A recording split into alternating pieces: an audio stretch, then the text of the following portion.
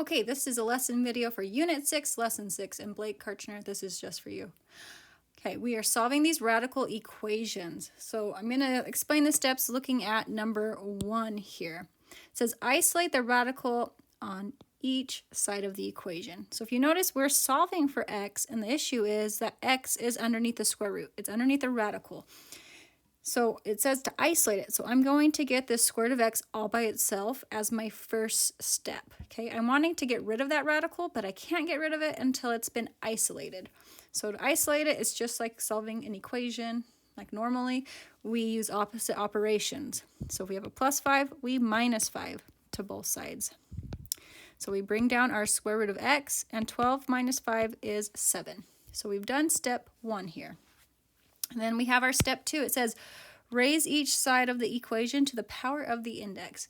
And basically we're trying to cancel out the radical. So a square root is undone by squaring. Okay, the index is 2, so we would square. If we have a cube root, the index is 3, so we cube to get rid of the cube root. If we have a fourth root, we raise to the 4th power, and so on. Okay, so to cancel out the square root of x, so we can get to this x. Can't get to it unless the square root's gone. We square. And what you do to one side, you do to the other. Okay, so the square and the square root are inverses. They just cancel each other out. You're always just left with the radicand, which was x. 7 squared is 49. Okay, there's nothing else to do to solve for x. So step 3 says solve. Okay, sometimes there's extra stuff inside the radical, so we have to do more to solve. Not on this one, so we've done steps 2, steps 3. Now here's the new part, so exciting.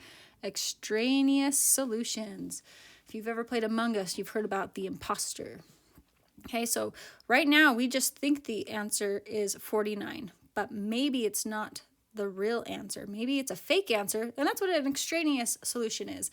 It's an answer you get by doing all the correct algebra, but when you check it, you plug it back in, maybe the two sides don't equal each other. The two sides don't balance, and that is an extraneous solution or a fake answer. And then we just say the answer is no solution if that happens. So we have to check all of our answers, and it's so much fun. So let's check. We plug our 49 in for x. So that would be the square root of 49 plus 5. Does it equal 12? If it equals 12, we have the correct answer. If it does not, it's extraneous. The square root of 49 is 7. 7 plus 5 is 12. Okay, because the two sides equal each other or balance out, 49 is the solution we were looking for. It was not extraneous. Okay, so we just have to do checks like that. And you have to check it to make sure it's not that fake answer. You don't know when it's going to pop up and be an imposter. Well, number 2 here we have 3 minus the 4th root of m equals 0. The radical expression that we need to isolate is the 4th root of m, and it does need to be positive when you isolate it. There's more than one way. I would say the fastest way would be to add the 4th root of m to both sides. So not only will it be isolated, it is positive. So I have 3 equals the 4th root of m. All right, my radical expression has been isolated, but now we need to get rid of this 4th root. So the way we do that is to raise it to the power of 4.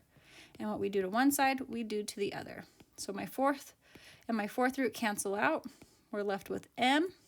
3 to the 4th power is 81. There's nothing left to do, so right now I just think the answer could be 81. I don't know if it's the correct answer. Maybe it's like an imposter. Maybe it's an extraneous solution. So we test it. So we're going to check.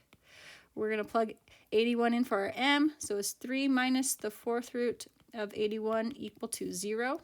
And again, always plug it back into the original equation. And you can just type all this into your calculator if you don't know how to do it on your own.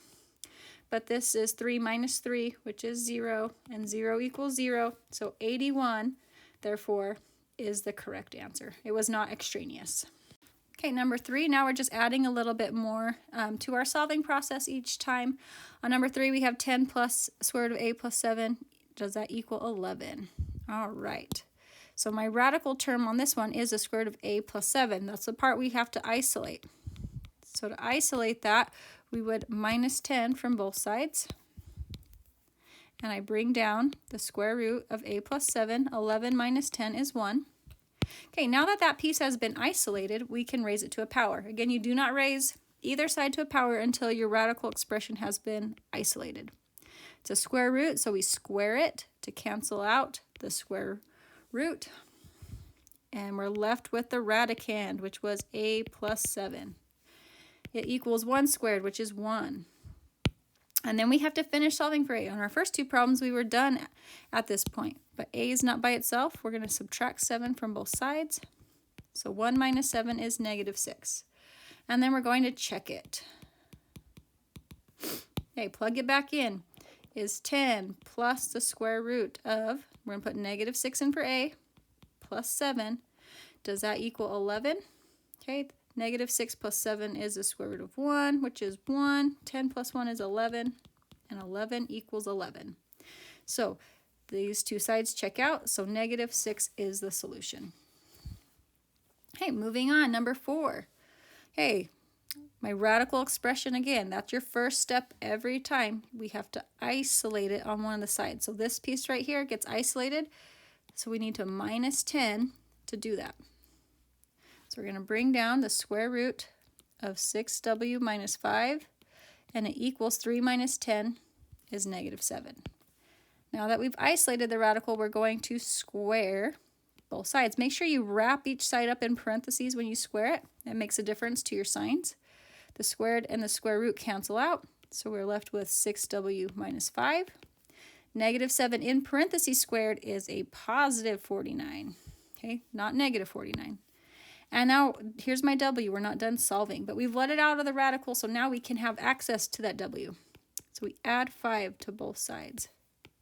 We have 6w equals 54, and then divide both sides by 6.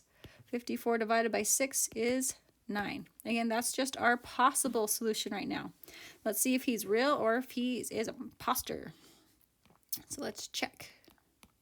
We're going to plug it in for the w. We're going to say 6 times 9 minus 5. Okay, the square root of that. And then add 10. Does that equal 3?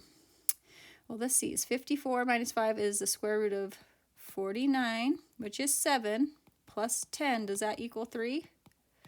Okay, that would be a 17 equaling 3. They are not equal, which means 9 is not a solution. So what do we put for our answer? We put no solution.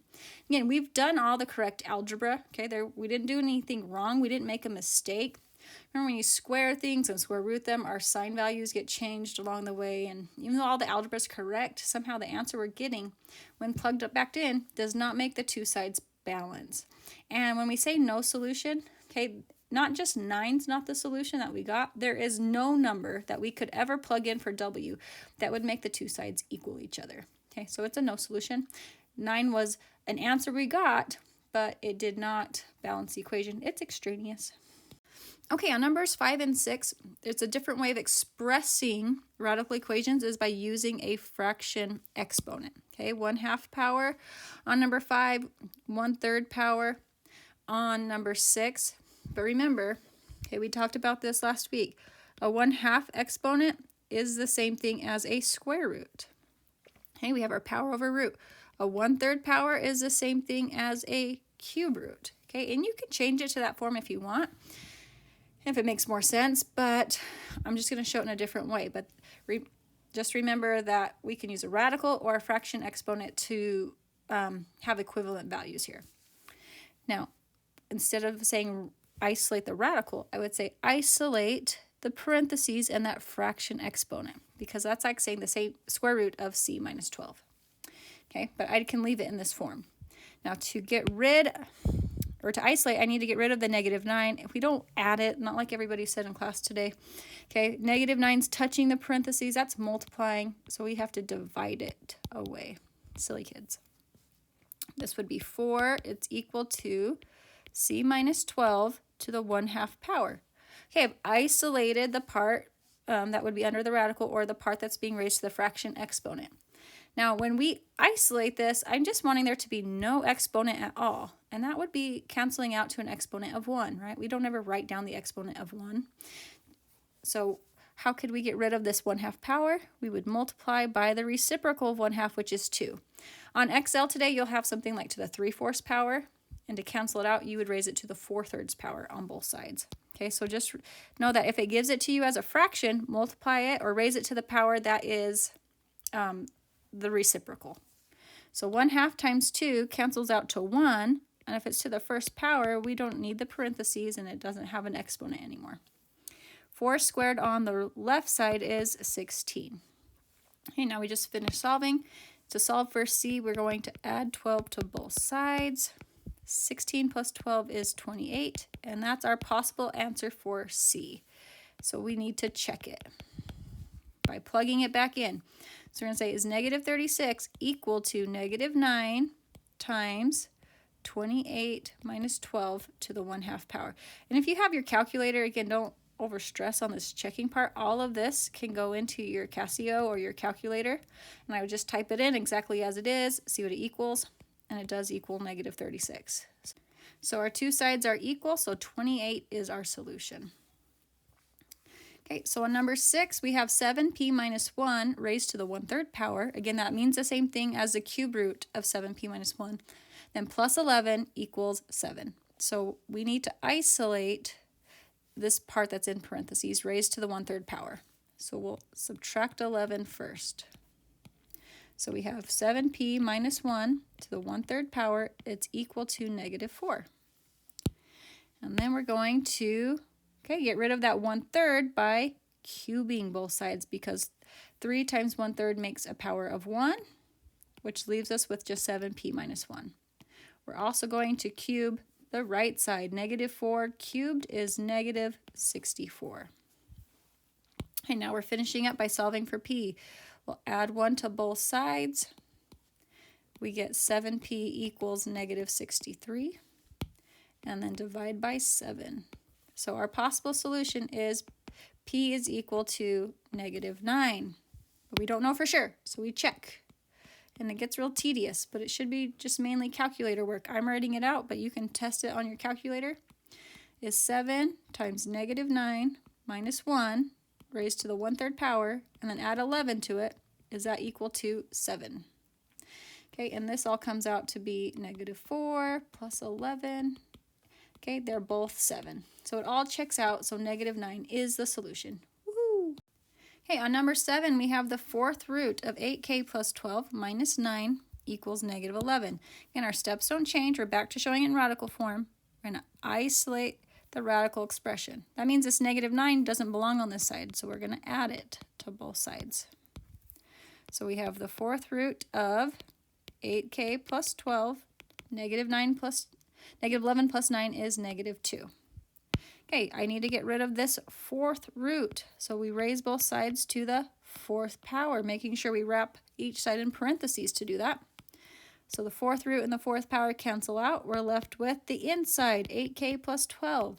Negative 2 in parentheses to the 4th power is 16.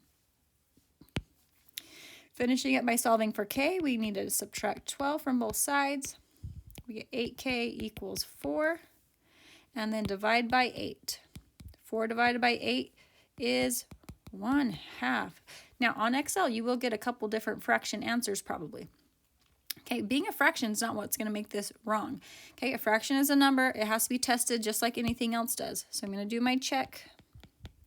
And I'm plugging it in, the 4th root of 8 times 1/2 plus 12, and then subtract 9 after that. Does it equal negative 11? Okay, this is 4 plus 12, which is 16. The 4th root of 16 is 2 minus 9. Does that equal negative 11? No, it comes out to negative 7. Does that equal negative 11? Okay, that's what you'd get if you typed all this in.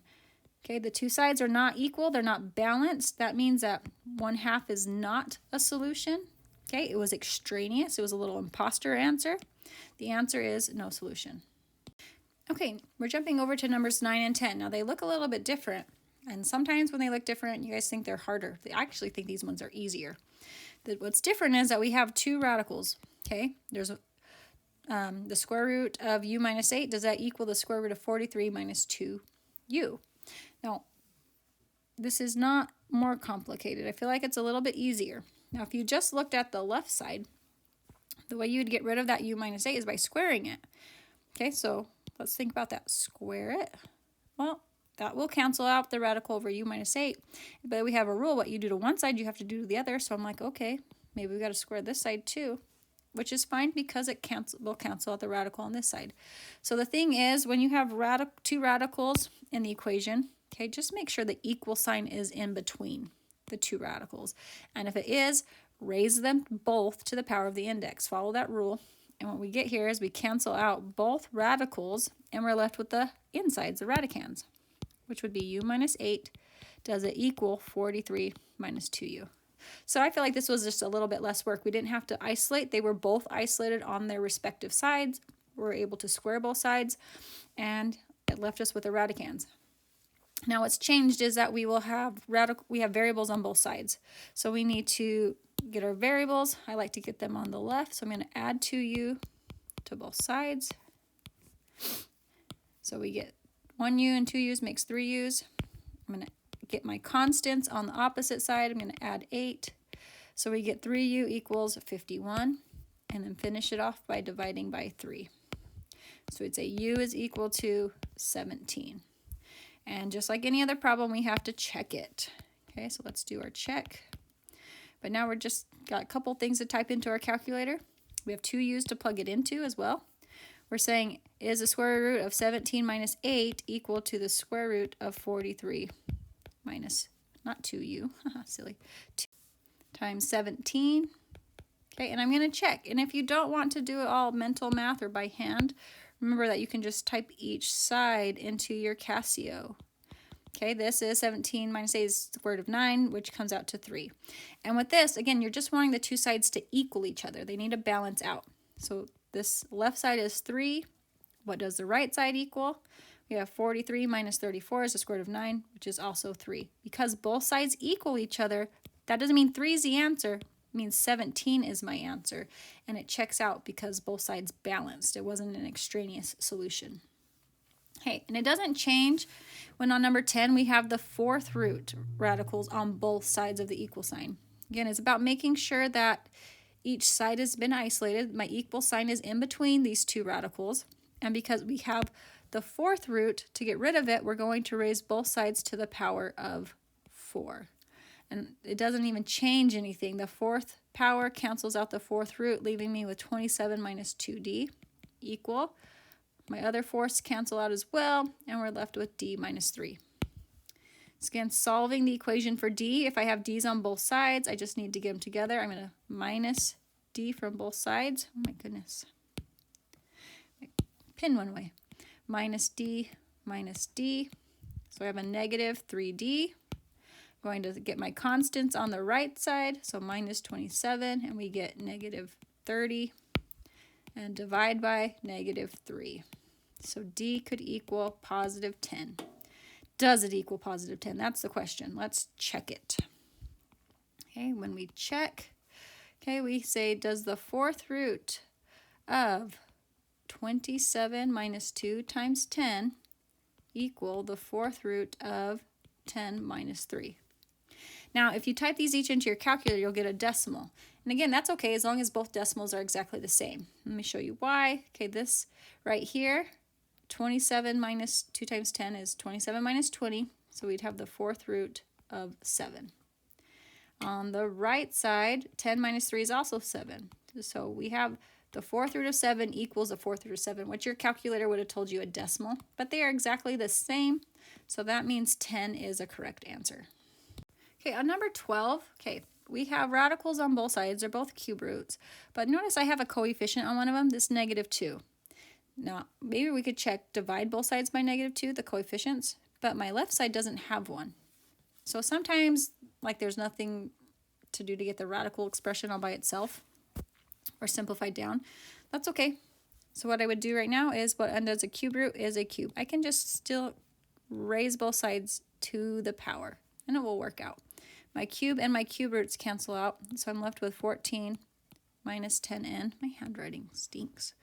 Okay, and then negative 2 to the third power. I'm cubing on the outside, which is going to be negative 8. And then when I cube the cube root of n, those cancel out, and I'm left with 1n. So that all became negative 8n. I cubed that coefficient, and then I canceled out the radical that it was attached to. And now I solve for n. I'm going to add 10n to both sides. Because I only had variables on one side, I have 14 equals 2n, and then divide both sides by 2. So we get n equals 7, possibly. And I would still check in the original problem. Okay, is the cube root of 14 minus 10 times 7, does that equal negative 2 times the cube root of 7? Ugh, those are ugly. Okay, 14 minus 10 times 7. Let's see, that's going to be negative 56. So we have the cube root of negative 56. Does that equal negative 2 cube root 7? That one just stays the same. Cube root of 7 does not simplify down. 7's a prime number. But I could think of this as being cube root of negative 8 times 7. And the cube root of negative 8 comes out as a negative 2. We're left with the cube root of 7. And this side comes down, negative 2 cube root 7. So it's messy, but the two sides do equal each other, so 7 is a correct answer. Okay, to finish up this lesson video, we're going to wrap it up with numbers 15 and 17. Okay, on 15, we have the square root of 6m minus 38. So we have an m located under the radical, just like we have been. But on the right side, we have it equals m minus 5. So we only have one radical, but we have two different variables. One is underneath the radical and one is not. And that's going to change how we end up solving this kind of in the end. So our steps don't change. Step 1, it still says to isolate the radical expression. Okay, so that is the square root of 6m minus 38, and it is isolated. It's the only thing on this left side of the equal sign. So we're going to wrap parentheses around this radical, and we're going to raise it to the power of 2 because it was a square root, and squares undo that. But on the right side, we have m minus 5. We've got two terms. So we have to wrap parentheses around m minus 5 and square it. On the left, nothing has changed. Squared cancels out the square root, and we're left with 6m minus 38. But on the right side, it does change things. M minus 5 squared is not m squared minus 25 like half the kids in school today said, and made me really sad. M minus 5 squared means we have m minus 5 2 times. We're multiplying it by its own self, which means to solve this, we have to FOIL. Okay, so we're going to get m times m for m squared. M times negative 5 is negative 5m, and then we get another negative 5m, and negative 5 times negative 5 is positive 25. The middle two terms, negative 5 and negative 5, make negative 10. So the right side is m squared minus 10m plus 25. And now how come this changed? We cannot just solve this for m like we've been doing. We have m squared. This is now a quadratic. Okay, so to solve quadratics, okay, we still trying to solve for m, but it's quadratic. We have to get this equation set equal to 0 and then a factor of some sort. Okay, so let's get this set equal to 0. We're going to subtract 6m, it matches with negative 10m, and we're going to add 38 because it was negative. So we add it to move it to the opposite side. And this is m squared minus 16m plus 63. And now it's all equal to 0. So what type of factoring? Well, it's a 1, 2, 3 factor tree. That's the only way we can solve for m. So we're looking for two numbers that multiply to 63 but subtract to negative 16. Those two numbers would be negative 9 and negative 7. So we write it in factored form. It would be m minus 9 times m minus 7 equals 0. Again, we want the solutions. We want to know what m is equal to. So we t-bar it. If I say m minus 9 equals 0, we would add 9 to both sides. So we get a positive 9 and a positive 7. Now these are two possible solutions. Now the answers could be both 9 and 7. It could only be 9. It could only be 7. Or it could be neither 9 or 7. We're going to test both of them. Okay, they're independent answers of each other. That means just because 9 works doesn't mean 7 works, and vice versa. So here we go. Let's plug in 9 first. So I'm going to say the square root of 6 times 9 minus 38. Does that equal 9 minus 5? I had two m's that I plugged it in for in the original equation. So let's see, 9 minus 5 on the right is 4. So 6 times 9 is 54. 54 minus 38 is the square root of 16, which is 4. And 4 does equal 4. So that tells me that 9, okay, is a solution. Now we need to test 7. So we're going to plug 7 in for the m's. And that would be the square root of 6 times 7 minus 38. Does that equal 7 minus 5? Easy side, 7 minus 5 is 2. Let's see, 6 times 7 is 42. 42 minus 38 is the square root of 4, which is 2. 2 does equal 2. So 9 and 7 are both answers.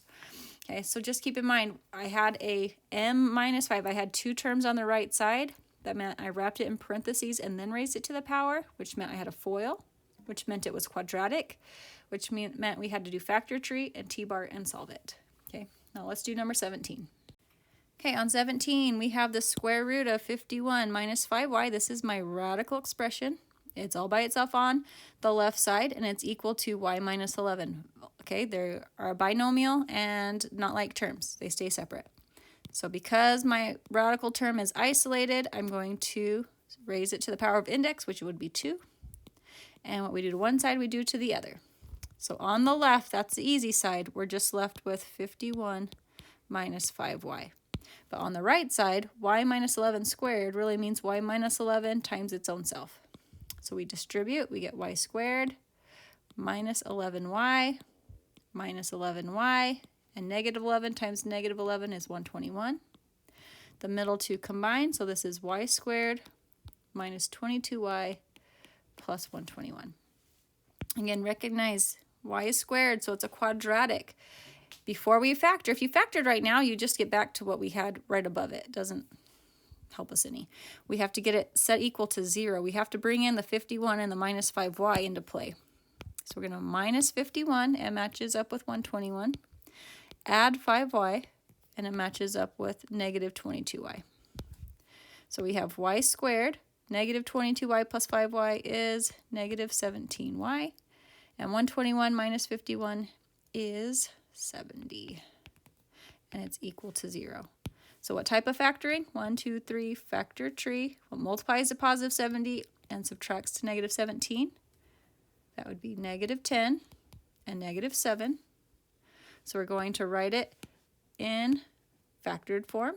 We would say y minus 10 times y minus 7 equals 0. And now that we have it in factored form, we could t-bar it. And my solutions would come out as the opposite, positive 10 and positive 7. Again, it could be both, it could be neither, it could be just 10 or just 7. So we have to check. Okay, so we're checking. Let's start with 10.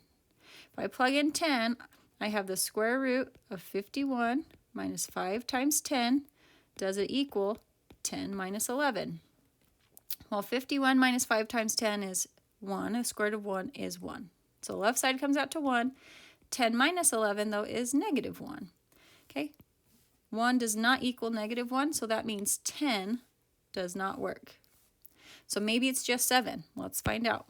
So checking 7, we get is a square root of 51 minus 5 times 7. Is that equal to 7 minus 10? Well, 51 minus 35 gives me the square root of 16, which is positive 4. 7 minus, or sorry, why did I put 10? Sorry, this was 7 minus 11. You're probably wondering what I was talking about. 7 minus 11 is negative 4. Okay, does 4 equal negative 4? Nope. So it can't be 7 either. We cross that off, and because it's neither 10 and neither 7, we would say that our final answer is no solution. All right. You'll see these kind of problems like 15 and 17 towards the end of the Excel. It's Excel 6.6 is your assignment if we're in the year 2021. Good luck. There's only 10 questions and they are not very complicated.